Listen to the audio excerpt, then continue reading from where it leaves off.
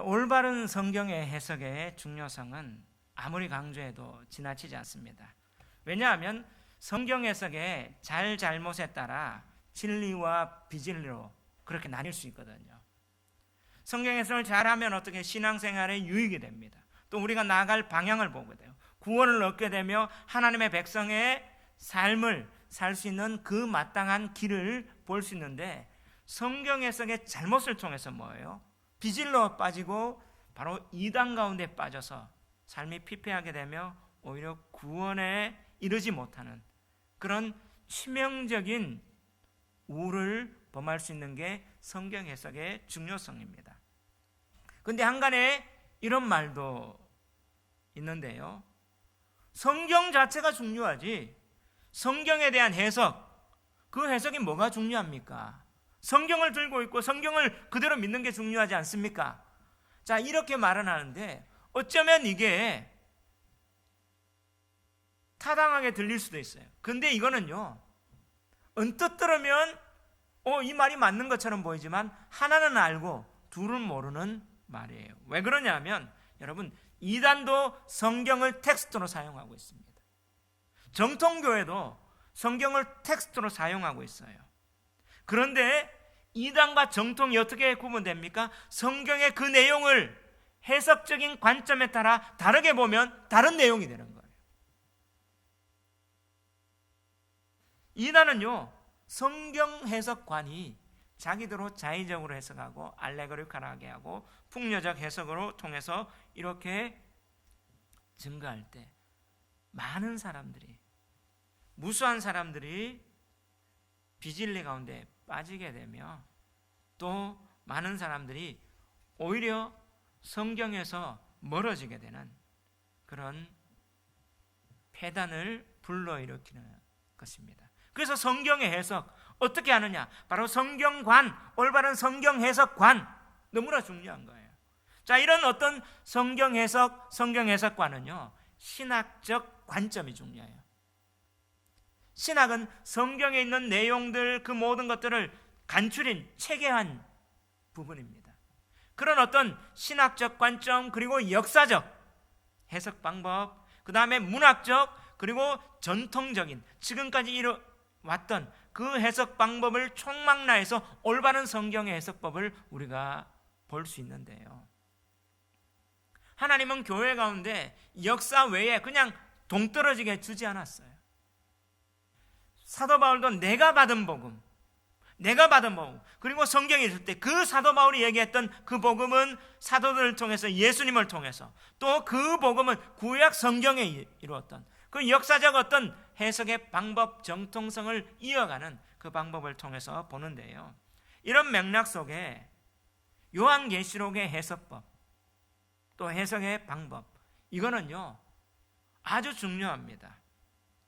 왜냐하면 이런 어떤 해석에 따라 지금 많은 이단들이 사용하는 해석의 방법이 요한계시록을 사용하고 사람들에게 두려움을 주게 되고 또 그들의 논리, 또 그들의 어떤 교리를 어떻게 뒷받침하는, 그래서 좌지우지하는 그런 방법으로 사용하기 때문이죠. 이런 맥락 속에 오늘 본문 요한계시록 4장 1절은 이렇게 시작하는데요, 이 일 후에 내가 보니 하늘에 열린 문이 있는데 내가 들은 바 처음에 내게 말하던 나팔 소리 같은 그 음성이 이르되 이리로 올라오라, 이후에 마땅히 일어날 일들을 내가 네게 보이리라 하시더라.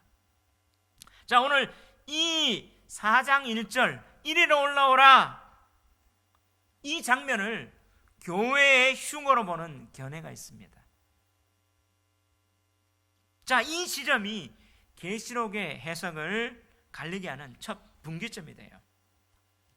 자, 교회의 흉어로 보는 그 해석 관점을 주창하는 사람들은 바로 세대주의 종말론자들이 그러한데요, 이 이리로 올라오라, 바로 이걸 휴거라고 얘기하는데, 바로 이 휴거란 말이요, 이끌휴, 들거 해서 들어서 이끌림 받는다 해서 사도 요한이 환상 가운데 이끌어져서 지금 하늘문에 열린 하늘 보좌까지 올라갔다 해서 이걸 교회의 흉으로 보는 거예요. 그리고 이 휴거 이후에 마땅히 일어날 일들을 내가 네게 보이리라 하니까 종말에 이제 휴거 이후에 일어날 일들을 지금 계시한다. 이렇게 세대주의 종말론자들은 주창하는데, 세대주의 종말론자의 그 주창하는 큰 틀 두 가지가 예수님의 이중 재림이에요. 예수님이 두 번 재림한다는 거죠. 그리고 이 예수님의 이중 재림과 더불어 7년 대환란이 있다는 거예요. 이 땅 가운데. 여기에서 중요한 게 뭐냐면 교회 휴거입니다. 예수님이 이렇게 첫 번째 딱 은밀하게 재림했을 때 믿음 좋은 성도는 딱 들림받는데, 믿음이 없는 성도들은, 교회가 어떻게 이 땅 가운데 있을 때 점 3년 반은 어떻게 해요? 환란 받고 후 3년 반 이렇게 막 할 때 그 환란을 잘 겪는 사람 예수님 다시 한번 또 재림한다는 거죠. 이거는요 소설입니다. 왜 그러냐?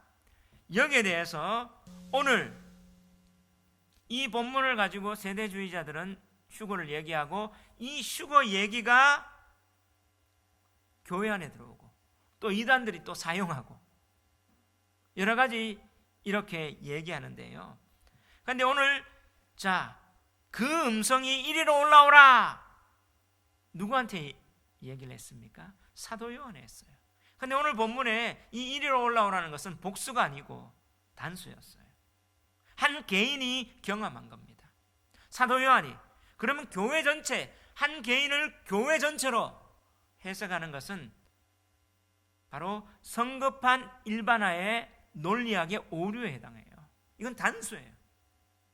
그리고 또 사도 요한이 지금 환상 가운데 이렇게 올라간 장면, 이 장면을 우리가 계시록을 해석하고 이런 요한계시록의 이런 환상, 이런 장면을 해석할 때 그냥 이 자체만 해석하는 게 아니에요.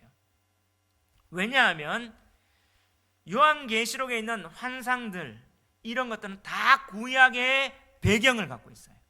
구약의 선지자들이 경험했던 사안을 하나님께서 요한에게 다시 한번 경험하며 구체화되는, 계시가 점진적으로 구체화되는 그런 어떤 방식을 하나님은 역사 가운데 지금까지 써왔었거든요. 그래서 요한계시록에 있는 그 환상 상징들은요, 구약의 선지서나 여러 가지 구약 성경을 다 우리의 바탕을 하고 있어요. 그러면 이 사도 요한이 이런 환상을 경험한 이 체험이 구약에 어디 있는가? 우리는 봐야 되는 거죠. 바로 그 가운데 이것들을 해석하지 않고, 구약에 대한 성경이 성경을 해석하는 그 관점을 해석하지 않고 자의적으로 지금 휴거라고 해석하는데요. 그런데 오늘 계시록은요, 그 구약 선지자들이 하나님의 계시를 볼 때 썼던 그 계시의 관용구, 공식구가 요한계시록은 그대로 들어있어요. 이 일 후에 내가 보니라는 말 있죠. 이 말은 선지자들이 하나님의 계시를 딱 보여주면 그 계시를 경험하고 그 환상 가운데 그대로 성경에 기록된 방식이, 선지자가 하나님이 보여주신 계시를 그대로 전달한다는, 내가 보니 선지자적 관점, 그리고 어떻게 또 내가 보니, 이런 것들이 지금 사도 요한이 그대로 쓰고 있어요. 그러면 사도 요한은 선지자적 전통을 그대로 받아서 이 계시를 보여주는데, 이 장면이 구약의 에스겔서에 그대로 나와 있어요.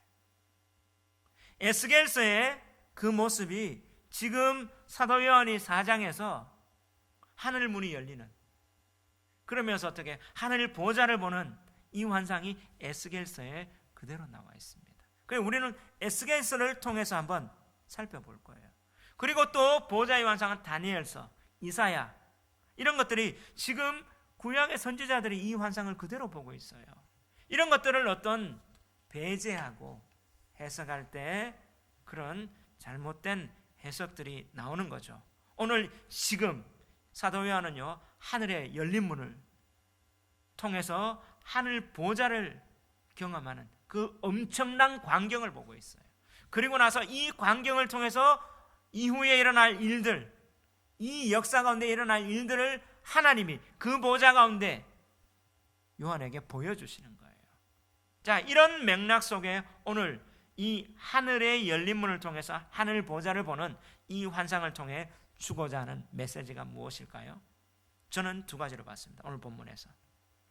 첫 번째, 세상의 모든 일은 이 땅의 권력자의 힘과 뜻이 아니라 하늘 보좌에 앉으신 이의 뜻대로 이루어진다는 것을 보여주는 거예요. 자, 한번 따라합시다. 세상의 모든 일은 이 땅의 권력자의 힘과 뜻이 아니라 하늘 보좌에 앉으신 이의 뜻대로 이루어집니다. 아멘. 그것을 오늘 이 환상을 통해 보여주는 거예요. 자, 오늘 사도 요한이 이 환상을 본 시기가 어떻게 됩니까? 1절 한번 읽어봅시다. 4장 1절 시작. 2일 후에 내가 보니 하늘에 열린 문이 있는데 내가 들은 바 처음에 내게 말하던 나팔 소리 같은 그 음성이 이르되 이리로 올라오라. 이후에 마땅히 일어날 일들을 내가 내게 보이리라 하시더라. 자, 오늘 이 환상을 볼 때 2일 후, 사도 요한이 이 환상을 본 시기가 2일 후라고 되어 있습니다. 그러면 2일 후는 언제입니까? 바로 오늘 본문 앞절에 3장 21절을 한번 읽어봅시다. 시작. 이기는 그에게는 내가 내 보좌에 함께 앉게 하여 주기를 내가 이기고 아버지 보좌에 함께 앉은 것과 같이 하리라. 귀 있는 자는 성령이 교회들에게 하시는 말씀을 들을지어다. 오늘 바로 예수님이 7교회 사자에게 책망과 교훈과 그들에게 이기라는 격려의 메시지를 하신 이후에 바로 이 말씀을 받은 이후에 하늘의 열린 문을 통해서 어떻게 하늘 보좌를 보게 되는 거죠. 왜냐하면 이 마지막 라오디게아 교회, 마지막 주님의 메시지가 뭐예요? 내가 내 보좌에 이기는 그에게 내가 내 보좌에 함께 앉게 하여 주기를 내가 이기고 아버지의 보좌에 함께 앉은 것과 같이 하리라 하면서 보였거든요.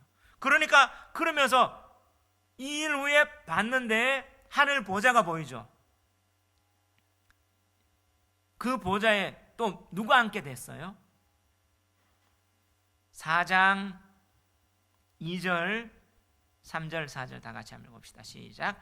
내가 곧 성령에 감동되었더니 보라 하늘에 보좌를 베풀었고 그 보좌 위에 앉으신 이가 있는데 앉으신 이의 모양이 벽옥과 홍보석 같고 또 무지개가 있어 보좌에 둘렸는데 그 모양이 녹보석 같더라. 또 보좌에 둘려 24 보좌들이 있고 그 보좌들 위에 24 장로들이 흰옷을 입고 머리에 금관을 쓰고 앉았더라. 지금 뭐예요? 바로 그 메시지 이후에 하늘 보좌를 보게 됐죠. 그 보좌를 보면서 어떻게 해요? 그 보좌에 앉으신 이의 형상을 보게 돼요. 보석으로. 그러면서 어떻게 무지개가 그 보좌에 둘려졌어요. 그리고 또 보좌가 있는데 무슨 보좌가 있어요? 24 보좌가 있어요. 24 보좌에 누가 앉아 있습니까? 24 장로가 앉아 있는 거예요. 바로 이 메시지가 바로 이 환상은요 2일 후니까 그 예수님의 메시지 이후에 그 보좌를 보게 된 거죠. 근데 이 시간은요 환상이니까 시간적으로 이중적 의미가 있는 거예요. 왜냐하면 자 1장 요한계시록 1장 9절 10절 우리가 읽을 때 큰 목소리를 한번 다 같이 한번 읽어봅시다. 9절 10절 한번 읽어봅시다. 시작. 나 요한은 너희 형제요 예수의 환난과 나라와 참음에 동참하는 자라. 하나님의 말씀과 예수를 증언하였으므로 말미암아 반모라는 섬에 있었더니 주의 날에 내가 성령에 감동되어 뇌 뒤에서 나는 나팔 소리 같은 큰 음성을 들으니 지금 자 오늘 이 환상을 보는 장소가 어디였습니까? 반모라는 섬에 바로 사도 요한이 예수 그리스도를 말미암아 그 믿음으로 말미암아 환난과 핍박 가운데 유배되었어요. 유배되었는데 그때 주의 날에 예배드리며 성령에 감동되어서 큰 나팔 소리를 같은 음성 들으니까 예수님이 어떻게 해요? 그 어마어마한 모습으로 나타나셨잖아요. 이 모습이 어떻게 해요? 다니엘서에 그대로 있었잖아요. 그 모습으로 나타난 그 주님이 7교회에 메시지를 전해주죠. 그 후에 오늘 4장 1절에 보니까 내가 들은 바 처음에 내게 말하던 나팔 소리, 그 나팔 소리잖아요. 지금 1장 9절 10절에 했던 그 나팔 소리 같은 음성이 다시 딱 들려오고 이리로 올라오라. 이후에 마땅히 일어날 일들을 내가 네게 보이리라 하며 지금 보여주시는 거예요. 그러면 이 환상을 본 시기가 지금 유배되어 있는데 시간적으로는 어떻게 해요? 동시대적으로 지금 막 봤어요. 논리적으로 보면 이 3장 이후에 7교회 환상 이후에 봤는데 시간적으로 막 이렇게 보여지는 그 환상이었죠. 근데 이때가 어떤 상황이었습니까? 바로 로마 도미티아누스 황제가 교회를 핍박 가운데 환난 가운데 처형하고 또 교회 믿음의 사람들은 순교하고 교회 지도자인 사도 요한은 지금 반모란 섬에 유배되었습니다. 교회가 암울하고 교회 세상 가운데 짓밟히는 무너지는 정말 이렇게 해서 세상 가운데 사라질 것 같은 위기의 상황이에요. 왜 그렇습니까? 세상 권력이 이 땅을 장악하고 핍박하고 있는 상황이거든요. 세상의 권력은 너무나 힘이 세 보이고 너무나 강해 보이고 잔인한 것처럼 보이는 이때 하나님의 백성이 암울하고 정말 난국에 처해 있을 이 상황에 하나님은 뭘 보여줍니까? 하늘의 문을 열어줬어요. 열린 문을 통해서 하늘 보자 진짜 천상의 교회를 보여주시는 거예요. 너희 이 땅 가운데 이렇게 있지만 진짜 하늘 교회는 이렇다. 그리고 이 세상의 권력이 그렇게 센 것처럼 보이지만 내가 이 일들을 이끌어간다. 하나님이 세상의 역사를 이끌어간다. 그렇게 말씀하시고 보여주신다는 사실이에요. 그러니까 어떻게 해요? 정말 교회가 위기의 상황 가운데 그들이 교회를 지탱하고 믿음을 지키고 신앙을 유지할 수 있는 위로와 격려와 소망이 생기는 거예요. 여러분, 이 환상과 동일한 구약의 환상의 배경이 어디냐? 에스겔서 1장인데요. 에스겔서를 여러분들이 집에 가서 읽어보면 더 좋은데, 자, 오늘 요한계시록을 딱 펴고 에스겔 1장을 한번 펴봅시다. 에스겔 1장 1251면이 되는데요. 성경을 우리가 보시면서 이해하면 좋아요.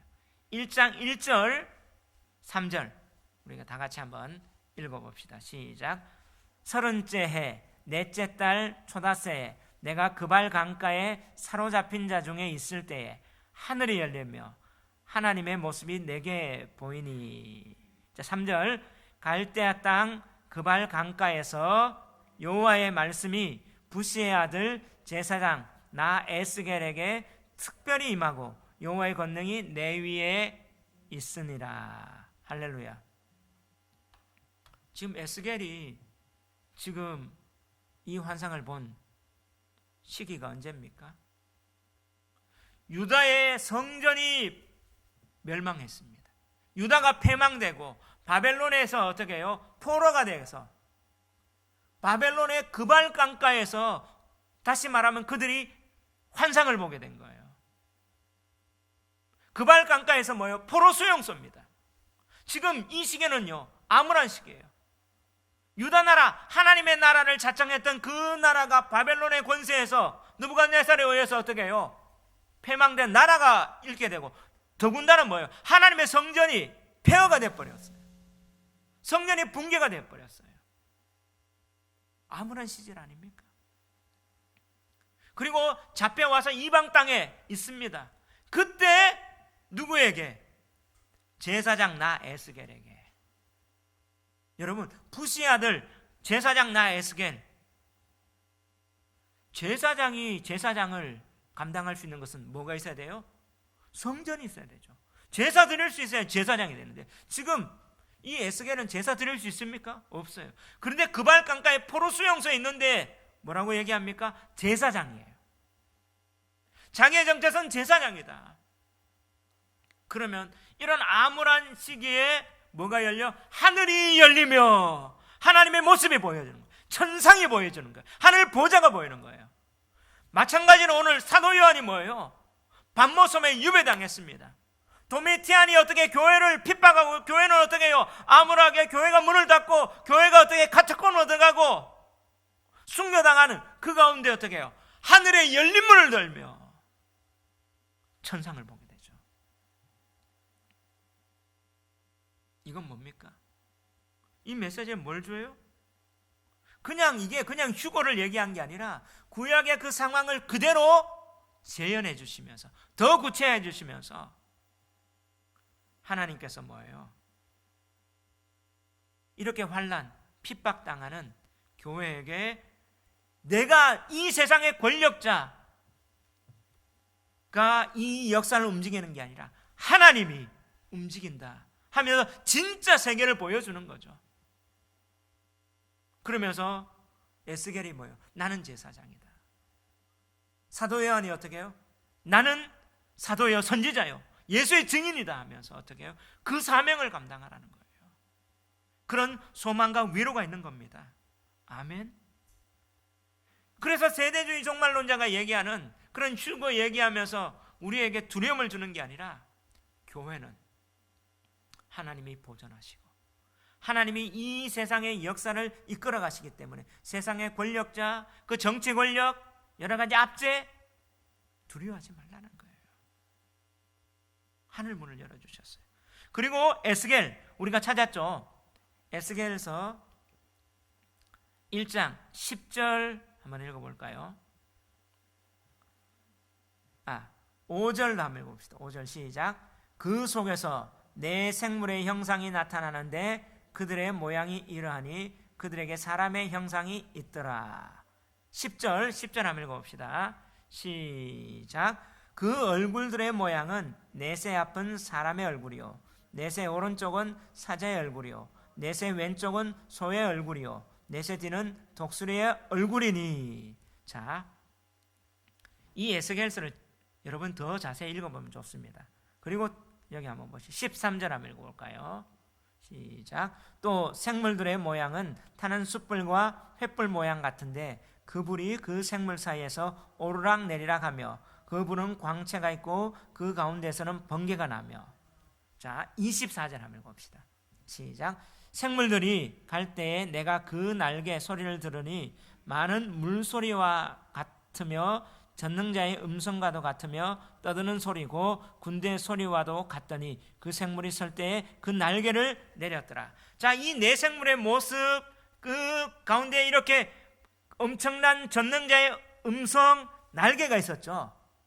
그리고 28절 한번 읽어봅시다. 시작. 그 사방의 광채의 모양은 비오는 날 구름에 있는 무지개 같으니 이는 여호와의 영광의 형상의 모양이라. 내가 보고 엎드려 말씀하시는 이의 음성을 들으니라. 무지개가 있죠. 자, 그리고 에스겔 10장 14절 한번 찾아 읽어봅시다. 10장 14절 시작. 그룹들에게는 각기 네 면이 있는데 첫째 면은 그룹의 얼굴이요 둘째 면은 사람의 얼굴이요 셋째는 사자의 얼굴이요 넷째는 독수리의 얼굴이더라. 자, 오늘 15절 읽어봐요. 그룹들이 올라가니 그들은 내가 그발 강가에서 보던 생물이라. 아까 봤던 그 생물이 뭐예요? 그룹이에요. 천사란 말이에요. 날개가 있단 말이죠. 맞습니까? 자, 이 장면이 자 오늘 계시록으로 다시 한번 가봅시다. 계시록에 보면 자 5절 6절 7절 8절 다 같이 읽어볼게요. 시작. 보좌로부터 번개와 음성과 우레소리가 나고 보좌 앞에 켠 등불 7이 있으니 이는 하나님의 일곱 영이라. 보좌 앞에 수정과 같은 유리바다가 있고 보좌 가운데와 보좌 주위에 네 생물이 있는데 앞뒤에 눈들이 가득하더라. 그 첫째 생물은 사자 같고 그 둘째 생물은 송아지 같고 그 셋째 생물은 얼굴이 사람 같고 그 넷째 생물은 날아가는 독수리 같은데 8절 네 생물은 각각 6 날개를 가졌고 그 안과 주위에는 눈들이 가득하더라. 그들이 밤낮 쉬지 않고 이르기를. 자, 여기까지. 자, 오늘 이 장면이 뭐예요? 에스겔이 봤던 천상의 하늘 보좌의 장면과 어떻게 해요? 거의 비슷하죠. 네 생물의 모습은요, 순서는 다르지만 똑같았어요. 그들이 날개를 가졌다는 것은 또 천사란 말이에요. 자, 이렇게 하나님께서 이런 배경 속에 하늘이 열리고 하늘의 열린 문을 두고 보여주신 의도가 뭐예요? 바로 하나님, 그 하늘의 천상의 그 보좌가 진짜 세계다. 진짜 천상의 교회가 이 땅을 이끌어가고 역사를 이끌어간다. 이것을 보여주죠. 그 가운데 이 천상의 모습 가운데 지금 뭐예요? 계시록에 보니까 24장로들이 24보좌에 앉아서 그 모습이 어떤 모습이에요? 흰옷을 입었어요. 그리고 뭐예요? 금관을 쓰고 있었어요. 이 모습은 뭡니까? 승리와 영광 가운데 있는 모습이에요. 자, 계시록에서 7교회 메시지를 줬잖아요. 7교회에서 뭐예요? 너희가 이기면 흰옷을 입고 너희가 이기면 내가 생명의 면류관을 주리라. 그 면류관, 그들이 뭐예요? 이겨서 생명의 면류관을 쓰고 영광 가운데 흰옷을 입고 그들이 죄악 가운데 거룩하게 된 그 모습, 그 모습을 지금 보여주는 거예요. 여기에서 메시지가 뭡니까? 이런 암울한 시절에 너희들이 승리하면 진짜 영광이 이렇게 있다. 자, 에스겔이 그 그발강가에 있을 때 하나님의 말씀은 뭐였습니까? 70년 후에 예루살렘에서 너희들이 다시 한번 회복되리라. 너희는 포로에서 회복되리라. 자, 그들은 어떻게 해요? 그 메시지가 길었습니다.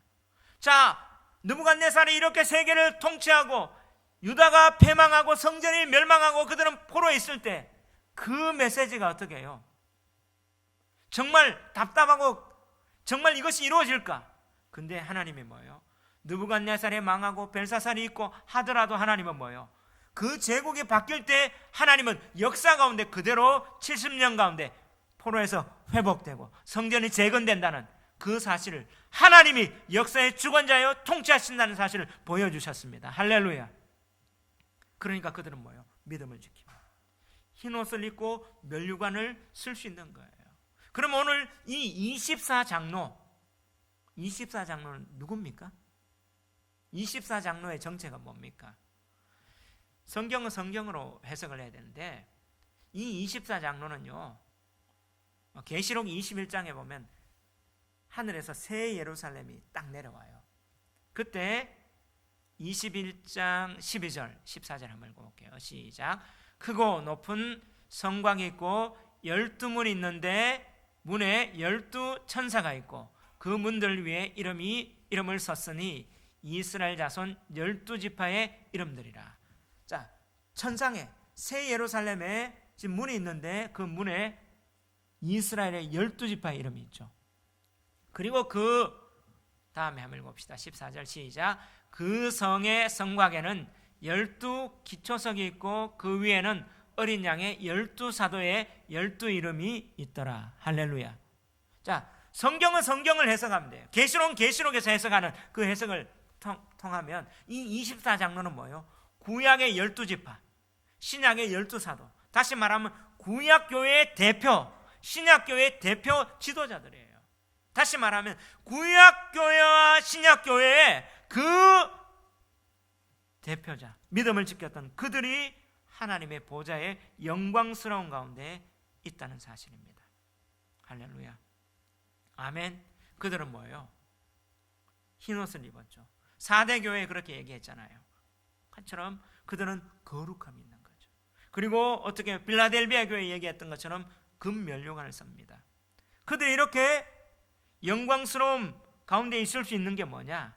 보좌 앉은 이의 모양을 보면 3절에 계시록 4장 3절에 보면 앉으신 이의 모양이 벽옥과 홍보석 같고 또 뭐가 있어요? 무지개가 있어요. 하늘 보좌에 있던 통치하는 그분이 그 모습이 지금 보석을 얘기하는데, 이 보석은요 구약의 제사장들이 성전에서 제사 드릴 때, 자, 제사장들이 제사를 집례할 때하고 집례하지 않을 때하고 의복이 달라요. 집례할 때 입는 옷이 세마포 에봇입니다. 에봇이 이 조끼 같은 이런 어떤 가운 같은 걸 딱 입는데, 그 에봇의 앞에 가슴 쪽에 보석이 박혀 있는데, 이 보석이 이 홍보석, 벽옥, 이 보석이에요. 그러면 보좌에 앉으신 이의 모습이 뭐예요? 제사장의 모습을 통해서 하나님 모습을 보여주죠. 결국에는 이 모습은 뭐예요? 성전, 성막에 있는 하나님의 영광스러운 그 모습을 보여주며, 여기에 또 뭐가 있어요? 무지개. 이런 보좌에 무지개가 둘려있대요. 무지개 요즘도 볼 수 있어요? 언제 볼 수 있습니까? 비가 오고 딱 갤 때 무지개가 보여지죠. 무지개가 뭡니까? 무지개는 비 온 후에 이렇게 딱 개이는 현상인데, 무지개가 성경에 보면 노아 홍수 이후에 하나님이 딱 하늘의 무지개를 딱 보고 이건 언약의 징표다. 그런데 이 무지개 언약은요 사람에게 맺는 언약이 아니라 하나님 자신에게 주는 언약이에요. 왜냐하면 노아의 홍수의 그 근본 원인이 뭐였습니까? 인간의 타락이었잖아요. 타락으로 말미암아 이 세상을 하나님이 물로 심판하는데, 이 무지개를 딱 통해서 어떻게 비가 오는 이후에 보면서 내가 이 땅을 물로 심판하지 않겠다.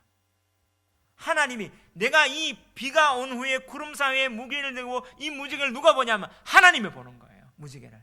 그래서 내가 이 땅을 물로 심판하지 않겠다 하면서 하나님의 언약의 징표인데요, 이 무지개가 영어로 뭡니까? 레인보우죠. 레인보우. 그러니까 우리는 무지개 이렇게 얘기했는데, 영어로는 레인보우. 레인이 뭐냐면 비, 보우가 뭐냐면 활이에요. 그 무지개가 이렇게 되어 있는 것은 뭐예요? 활과 같은 모습이죠. 그래서 히브리 성경에 보면 이 무지개를 퀘세트라고 되어 있어요. 퀘세트 한번 따라합시다. 퀘세트. 이게 뭐냐면 활이에요, 활.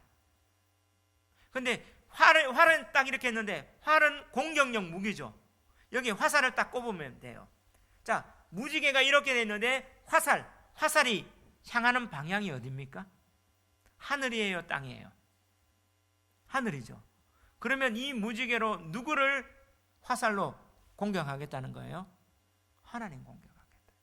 여러분, 죄의 결과는 죽음입니다. 화살로 공격당하는데, 이제 인간은 공격하지 않고, 인간은 타락했기 때문에 원래부터 그렇게 했다. 하나님이 그렇게 노아 홍수 이후에 보면서 이 무지개를 들며 내가 심판하지 않은 이유는 누가 공격당하겠다? 내가 공격당하겠다. 무지개 언약이에요. 하나님이 자기 희생하겠다는 거예요. 인간을 심판하지 않기 위해서, 구원하기 위해서 뭐예요? 자기가 죄악을 감당하고 내가 다시 한번 공격당하게, 내가 자기 희생하겠다. 이게 무지개 언약입니다. 그 무지개 언약이 실제로 역사 가운데 실현된, 하나님이 인간의 죄악을 대신 담당해서 공격받은 그 현장이 어디입니까? 십자가예요. 십자가는 죄 없는 하나님이 죄를 대신 지시고 대속 제물 되신 게 십자가입니다. 바로 이 무지개는 십자가 언약을 보여주는 거예요. 아멘. 바로 이 천상에 그들이 24장로가 흰옷을 입고 금관을 사고 승리하고 영광 가운데 있는 것은 하나님을, 그 통치하신 하나님을, 그 영광 가운데 거하신 그 보석과 같은 하나님을 바라보며 그 십자가를 붙들고 그들은 어떻게 해요? 이 영광의 하늘의 보좌 가운데 그들은 설 수 있었다는 사실입니다. 아멘. 사도 요한이 그런 암울하고 힘든 상황 가운데 이 환상을 보면서 그 하늘의 보좌 가운데 있으니까 뭐예요? 아, 교회 가운데 하나님의 승리해 주신다. 너 신혼 있고 면류관 쓴다. 진짜 세계를 보라. 진짜 교회를 보라. 위로를 주시는 거예요. 에스겔에게도 그런 위로를 주셔서 정말 그 말씀대로 70년에 어떻게 그들은 포로 가운데 귀환이 됐던 것처럼 오늘 이 사도 요한에도 그 메시지를 준다는 사실을 믿으시기 바랍니다. 오늘날 교회가 위기 가운데 있습니까? 핍박 가운데 있습니까? 지금 이 코로나 상황 가운데 지금 정치적 의도가 있는지 없는지 한번 살펴보십시오. 교회가 사실 부당하게 지금 차별당하고 지금 교회가 박해당하고 있어요. 왜 그러냐? 공평, 공정함을 다 잃어버렸어요. 제가 카톡에 어떤 글을 읽었는데 실제로 속초에서 콘도 사업을 하는 그 장로님이 했던 얘기인데 콘도 사업을 하다 보니까 강원도에는 지금 강원도 속초는 1.5단계예요. 그래서 99명까지 모일 수 있답니다. 그런데 어느 교회에서 그 콘도에 이런 대회의실 있죠. 예배당 같은 걸 리셉션 그런 어떤 장소가 있어서 20명이 정도가 모여서 그 대회에서 모일 수 있으니까 예배를 드렸대요. 근데 예배를 드렸는데 신고가 들어와서 시청 직원이 왔대요. 그러니까 얘기를 하는 게 우리는 99명까지 지금 1.5단계가 있으니까 모일 수 있지 않느냐 하니까 그런데 찬송가를 불렸지 않느냐. 찬송가를 부르면 종교 모임이래요. 가요 부르면 괜찮대. 말이 됩니까 지금 미디어에서 뉴스에서 나오는 거 뭐예요? 교회를 지나가면 교회에서 확진자 나오면 교회 발 떠들어댑니다. 근데 우리가 카페를 했잖아요. 그 카페에서 확진자가 다녀갔어요. 그러니까 전화 왔어. 전화를 제가 받았습니다. 제가 받으니까 확진자 다녀가 CCTV 있다. 줄까 하니까 필요 없고 캡처 하나만 해주고 그 사람 지나가고 뭐 상황 다 우리 안심콜 했지 않느냐 하니까 그럼 어떻게 하면 되냐니까 지금 그 자리 그냥 방역만 하시고 그대로 영업하시면 됩니다. 공무원의 이야기였어요. 나오지도 않아요. 그냥 확진자 지나가도 영업해래요. 자, 이런 현실에 교회에서 뭐 확진자 나왔다 하면 지나가잖아요. 발 아니잖아요. 그럼 교회를 폐쇄해야 돼요. 이런 상황에서 지금 제가 듣는 목사님들한테 지금 작은 교회들은 거의 문 닫고 있대요. 상가에서 여러 가지 민원 들어오고 또 어떻게 해요? 재정적으로도 안 돼서 목사님들이 택배 일 여러 가지 일 투잡 뛴다고요. 지난주에 제가 며칠 전에 한 2년 3년 동안 연락 없던 목사님 한 분이 전화가 목사님 코로나 때문에 어떻게 지내서 힘드시죠? 야 근데 좋은 알바 자리를 드릴게요. 택배 일 아닙니다. 막 한 30분 동안 얘기하는데 나 괜찮아요. 나는 오히려 이때 지금 하나님 내게 주셨던 게 더 사역하라고. 지금 교회가 힘들어서 이렇게 이런 상황 가운데 하나님이 뭘 주십니까? 진짜 천상을 보여주시는 거예요. 그러면서 사도 요한에게 에스겔에게 제사장이다. 너는 예수의 증인이다. 보여주시는 거예요. 이 세계를 통치하고 이끌어가는 그 역사를 이끌어가시는 게 누구냐? 하나님이다. 그러면서 이들이 그들의 앉을 보좌를 보여주시는데 진짜 무지개는 십자가입니다. 동성애자들이 얘기하는 그 무지개가 아니에요. 오늘 차별금지법을 얘기하면서 오히려 역차별을 당하는, 그러면서 어떻게 해요? 교회에 대해서 핍박을 정치권이 하는, 근데 정치의 주관자도 하나님의 손에 있습니다. 그 무너지지 않을 바벨론의 느부갓네살도 하나님께서 움직이셨고 로마의 황제를 움직이셨고 500년에 있던 그 제국도 하나님이 움직이셨어요. 사도 요한에게 이런 환상을 보여주시는 겁니다. 아멘. 이게 계시록의 메시지예요. 이단들처럼 그냥 이중재림에서 전천년 후천년 또 뭐냐면 전 3년 반 후 3년 반 대환란이 있고 그런 소설 쓰면 안 돼요. 성경은 성경으로 해석해야 돼요. 그래서 어떻게 해요? 그런 휴가라는 영화 우리 한국에서도 만들어졌고요. 교회를 막 흔들고 있어요. 이 메시지는 계시록은요, 이미 끝난 하나님이 보여주시면서 위로하고 승리하고 믿음 잃지 않아라. 정말 진짜 세계엔 천상의 교회에 너희들이 그 보좌에 앉을 거다. 이기는 자들에게 성령이 주시는 메시지입니다. 아멘. 이것을 통해서 이기는 저와 여러분 되시기를 주의 이름으로 축원합니다. 두 번째 메시지,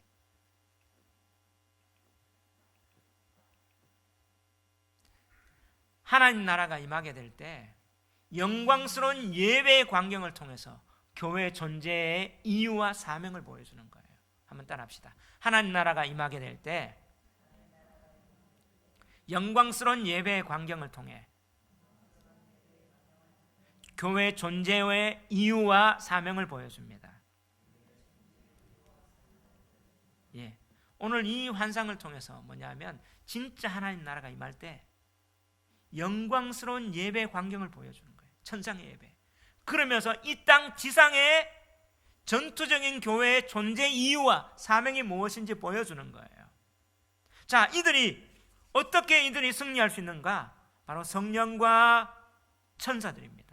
자, 5절에 보면 보좌로부터 번개와 음성과 우레소리가 나고 보좌 앞에 켠 등불 7이 있으니 이는 하나님의 7영이라. 자, 등불 7영은 성령을 얘기하죠. 1장에도 얘기했고. 그런데 아까 에스겔 1장 13절에 횃불 환상을 보여줘요. 바로 이 환상을 얘기해요. 번개와 음성과 우레소리는 하나님이 어떻게 심판을 하고 이럴 때 성령이 보존하고 있어요. 그러면서 어떻게 6절에 뭐가 있습니까? 보좌 앞에 수정화 같은 유리바다가 있고 보좌 가운데 보좌 주위에 뭐가 있어요? 내생물이 있어요. 내생물은 뭐라고요? 천사. 하나님은 우리 가운데, 이 땅 가운데 이렇게 교회에 성령을 통해서 또 교회를, 또 성도들을 천군과 천사를 보내주시는 거예요. 그래서 지켜주십니다. 이길 수 있는 힘을 다하여 주신다는 사실을 믿으시기 바랍니다. 그런데 이 내생물은 앞뒤에 뭐가 있어요? 눈들이 가득해요. 눈들이 가득하니까 어떻게 해요? 늘 지킬 수 있어요. 하나님이 늘 우리를 지켜주시고 보호하시고, 시편 121편에 하나님은 우리를 지키시는 자, 졸지도 않고 주무시지도 않는 그 천군천사 보내주셔서 이 내생물의 모습은 사자, 송아지, 사람, 독수리. 근데 뭐예요? 날개를 가졌어요. 날개가 몇 개예요? 6개 날개. 이사야에도 보면 이 6날개 있는 그룹들을 보여줘. 스랍들을 보여주죠. 천사죠. 아까 읽었듯이 천사가 둘은 어떻게 얼굴을 가리고, 둘은 발 가리고, 둘은 날개. 이 날개가 또 2개가 아니라 6개니까 뭐예요? 더 빨라요. 그 천사가 신속하게 우리를 보호해 주시고 하나님이 천군과 천사를 보내주셔서 우리를 지켜주시는 거예요. 그들이 이제 뭐예요? 이 천상에서 밤낮 쉬지 않고 걸어가다 주 하나님 곧 전능하시는 이요 전에도 계셨고 이제도 계시고 장차 오실 영원하신 그 하나님을 찬양하고 예배합니다. 천사들이 우리에게 힘을 다하여 주시고 우리를 지켜주시고 이 교회를 보존할 수 있는 것은 뭐예요? 이 찬양과 영광 가운데, 예배 가운데 이런 천사의 보존과 보호하심과 성령의 역사심을 보여주신다는 이 모습입니다. 할렐루야. 그래서 교회는요, 예배를 드려야 돼요. 교회 존재의 이유가 뭡니까? 예배하는 겁니다.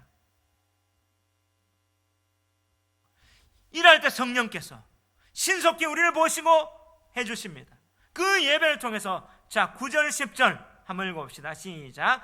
그 생물들이 보좌에 앉아서 세세토록 살아계시는 이에게 영광과 존귀와 감사를 돌릴 때에 24 장로들이 보좌에 앉으신 이 앞에 엎드려 세세토록 살아계시는 이에게 경배하고 자기의 관을 보좌 앞에 드리며 이르되 11절 우리 주 하나님이여 영광과 존귀와 권능을 받으시는 것이 합당하오니 주께서 만물을 지으신지라 만물이 주의 뜻대로 있었고 또 지으심을 받았나이다 하더라. 할렐루야. 자, 이렇게 천사들이 찬양하고 예배를 쉬지 않고 드리니까 24 장로들이 보좌 앞에 하나님 앞에 엎드려 뭐요? 경배하고 자기의 면류관 금관을 보좌 앞에 엎드립니다. 그러면서 어떻게 해요? 주 우리 하나님이여 영광과 존귀와 권능을 받으시는 것이 합당합니다 하며 예배를 드려요. 이 예배를 어떻게 드리는지 그들의 관을 바쳐서 그들의 존재를 드려서 이렇게 하나님 앞에 예배 드리는 그 모습을 보여주는 거죠. 하나님은 이렇게 예배 드리는 이 모습을 통해서 지상교회가 뭐예요? 예배 드리는 거예요. 자, 오늘 사도 요한이 있는 이때 핍박이 있었습니다. 환난이 있었습니다. 그때 교회는 어디에 가요? 지하로 갑니다. 왜요? 예배 드리려고. 어떻게든지 교회는 예배를 드리는 거예요. 왜냐하면 이 예배를 통해서 성령께서 또 힘을 다해 주시고 진짜 천상에서 하나님을 보시는 그 예배의 영광을 보게 해주시는 거예요.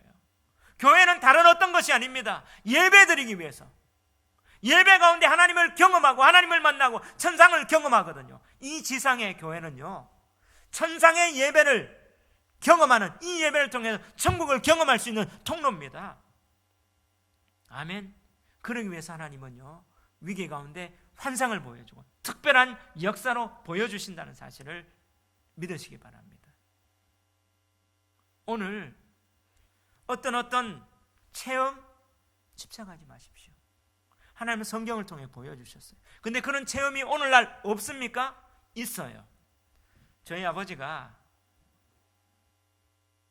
이제 은퇴 원로 목사님이시죠.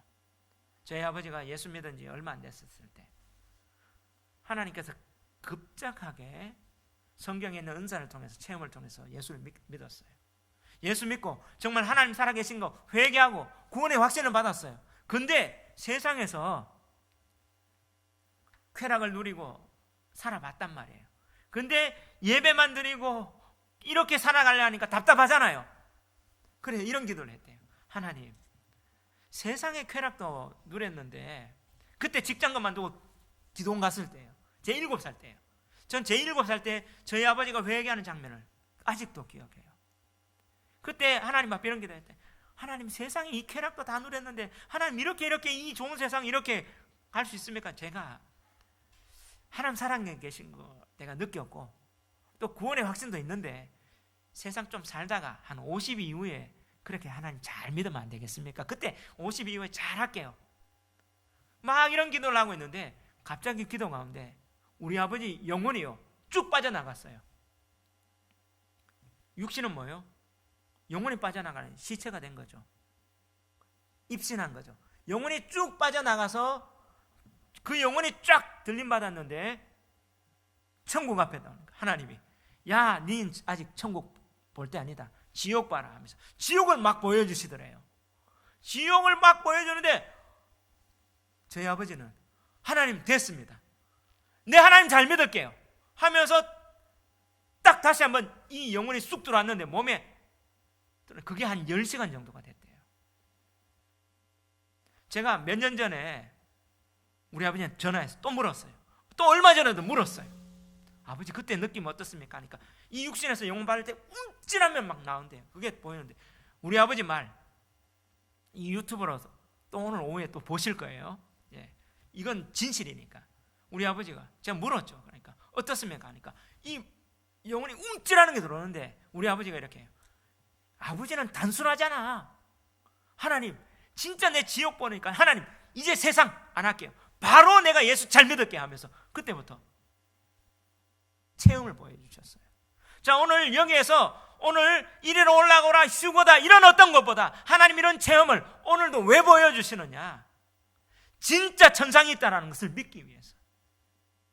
이미 믿었던 사람 환난 가운데 뭐예요? 그 소망을 가지고 지키기 위해서 하늘의 보좌에 천상의 영광이 있다는 사실을 확실하게 경험하기 위해서 하나님은 보여주신데 이게 일반화는 아닙니다. 그런데 우리 아버지는 진짜 경험했어요.